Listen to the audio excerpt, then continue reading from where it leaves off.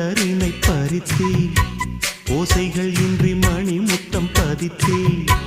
பழச்சாரையும் இளநீரையும் பரிமாற வேண்டும் தினமும் அந்திப்பகல் வந்ததொரு இன்ப மயக்கம்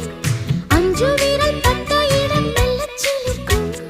எங்கெங்கே தொட்டாலும் அம்மம்மா உற்சாகம் அங்கங்கே உண்டாகும் வா